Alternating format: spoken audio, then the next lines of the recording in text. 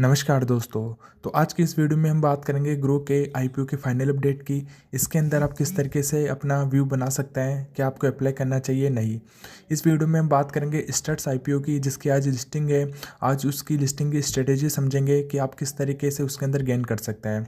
Physics वाला IPO भी open हो चुका है एंड उसकी हम डिटेल्स की बात करेंगे। ओरकला के अंदर आप किस तरीके से अपना व्यू बना सकते हैं, लॉन्ग टर्म के लिए आप क्या होल्ड कर सकते हैं, इसके बारे में भी समझेंगे। एंड पिन लैब्स का भी आईपीओ आ चुका है। इन सभी आईपीओ का हम आज इसके अंदर रिव्यू करेंगे। तो आज सबसे पहले हम स्टार्ट करते हैं ग्रो आईपीओ की। क्या आपके अंदर ग्रो को अप्लाई करना चाहिए नहीं, आप किस तरीके से ये आपके अंदर आप अपनी स्ट्रेटेजी बना सकते हैं या धोखा दे रहा है। तो इस वीडियो को हम स्टार्ट करते हैं। एंड स्टार्ट करने से पहले हम आपको बताना चाहते हैं, अगर आप इस चैनल पर न्यू है तो हमारे चैनल को सब्सक्राइब करें, लाइक करें, अपने दोस्तों के साथ शेयर करें। और आप भी हमारे साथ में आईपीओ में इन्वेस्ट करना चाहते हैं और आपके पास में डीमैट अकाउंट नहीं है तो हमने लिंक डिस्क्रिप्शन में दे रखी है, वहाँ जाके अपना डीमैट अकाउंट खोलें और हमारे साथ आईपीओ में इन्वेस्ट करें। बात करते हैं ग्रो आईपीओ की।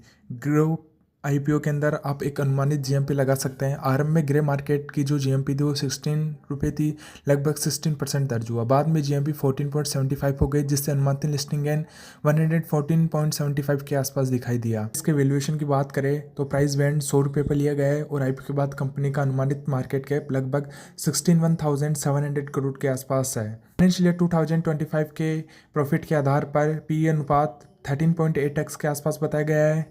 इन्वेस्टर का कहना है कि वैल्यूएशन उच्च है, लेकिन कंपनी के ग्रोथ प्रोस्पेक्ट को देखते हुए इसे कुछ हद तक उचित माना जा सकता है। हालांकि जीएमपी और सब्सक्रिप्शन अच्छे संकेत दे रहे, मगर पहले से ही काफ़ी ऊंचा होने के कारण लिस्टिंग बहुत बड़ा अपसाइड ना हो पाए, इसे निवेशकों का क्या अनुमान है।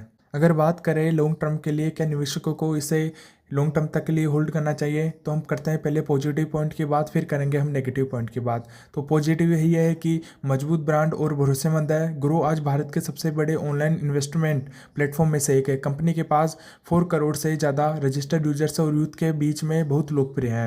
अगर हम बात करें सेकेंड पॉइंट की, तो तेजी से बढ़ता डिजिटल निवेशक बाजार है। भारत में अब लोग शेयर मार्केट, म्यूचुअल फंड और आईपीओ में मोबाइल से ही निवेश कर रहे हैं। आने वाले सालों में डिजिटल इन्वेस्टमेंट सेक्टर 2 से 25% की दर से बढ़ सकता है। इसमें ग्रो को बड़ा फायदा मिलेगा।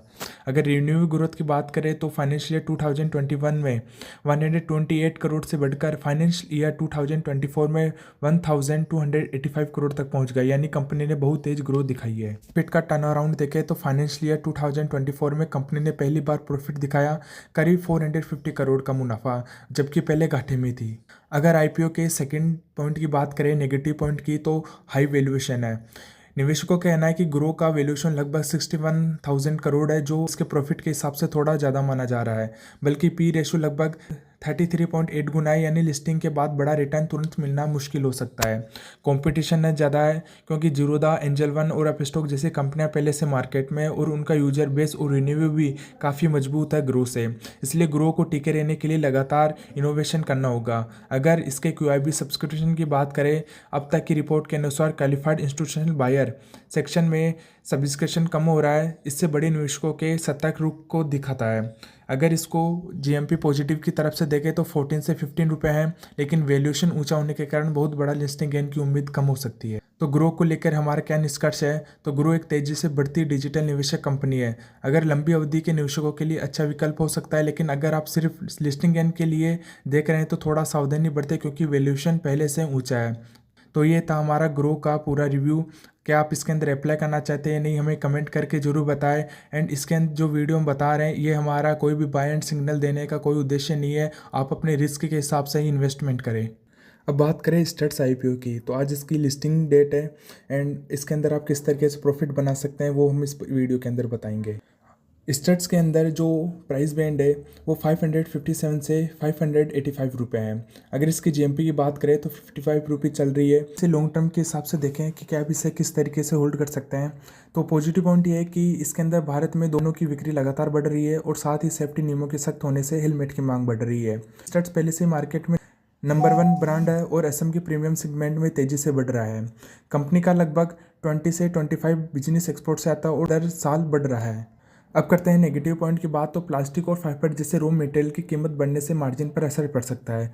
भारतीय मार्केट में स्टील ब्राइड, वेग और नए इंटरनेशनल ब्रांड्स से मुकाबले बढ़ेगा। दो पहिया बिक्री गिरने, अर्थव्यवस्था से सुस्ती आने से स्टट्स की बिक्री पर असर पड़ सकता है। अगर आप शॉर्ट टर्म इन्वेस्टर है तो यही सुझाव देना चाहूँगा कि अगर जैसे ही मार्केट में अगर आपको 2 से 3% का रिटर्न देखने को मिले तो आप उसी समय एग्जिट कर दें। और अगर आप लॉन्ग टर्म इन्वेस्टर है तो आप रिस्क के हिसाब से ही इसके अंदर अपना इन्वेस्टमेंट करें। अब बात करें ओरकला की, क्या ओरकला के अंदर आपको होल्ड करना चाहिए, तो मेरा सुझाव है कि नहीं, क्योंकि इसके अंदर कल ही हमें 1% का ओनली फॉर ड्रॉप डाउन देखने को मिला, कुछ ज़्यादा प्रॉफिट नहीं हुआ उसके अंदर। यही कोई 600 से 700 रुपये तक का आपको प्रॉफिट देखने को मिला होगा, और आज भी इसने कोई इतना खास प्रॉफिट नहीं दिया और साइडवेज चल रहा है। तो आप अगर रिस्क के हिसाब से करना चाहते हैं कि आप लॉन्ग टर्म इन्वेस्टर है तो आप होल्ड कर सकते हैं। बाकी यही सुझाव है कि आप अपने जो भी आपको मिला है उस हिसाब से उसको एग्जिट करते हैं।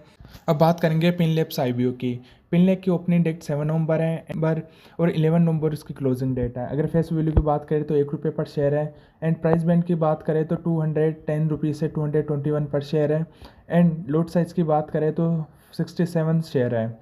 इसके अंदर टोटल इशू साइज़ है वो 3,899.91 करोड़ का है, और फ्रेश इशू की बात करें तो 2,080 करोड़ है। जो एम्प्लॉय को डिस्काउंट है वो ₹21 का दिया जा रहा है, इस आईपीओ की हम एक पूरी डेप्थ टू नॉलेज आपको एक प्रोवाइड करा देंगे एक नेक्स्ट वीडियो के अंदर। आपको ये कल आपको शाम तक मिल जाएगी या कल सुबह तक मिल जाएगी, तो आप वहाँ पे जाके चेकआउट कर लीजिएगा।